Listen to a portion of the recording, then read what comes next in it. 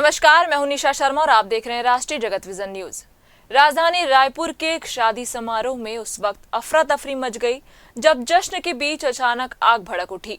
मामला शहर के ललित महल होटल का है, जहां देर रात आयोजित शादी समारोह के दौरान यह घटना हुई। बताया जा रहा है कि समारोह के दौरान की गई आतिशबाजी की चिंगारी आसपास लगे पेड़ों पर गिर गई। देखते ही देखते आग भड़क उठी और दूल्हा दुल्हन के स्टेज के तीनों तरफ फैलने लगी। आग लगते ही शादी में मौजूद मेहमानों के बीच कुछ देर के लिए हड़कंप मच गया। हालांकि मौके पर मौजूद लोगों और होटल स्टाफ ने तुरंत आग बुझाने की कोशिश शुरू कर दी।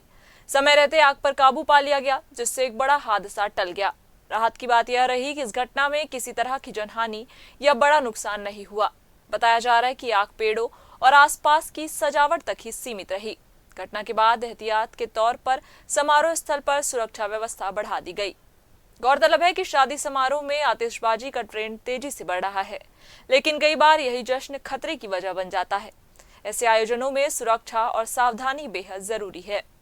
फिलहाल इस खबर में बस इतना ही। देश प्रदेश की खबरों से अपडेट रहने के लिए हमारे चैनल को सब्सक्राइब करें और नई खबरों के नोटिफिकेशन के लिए बेल आइकन जरूर दबाएं। नमस्कार।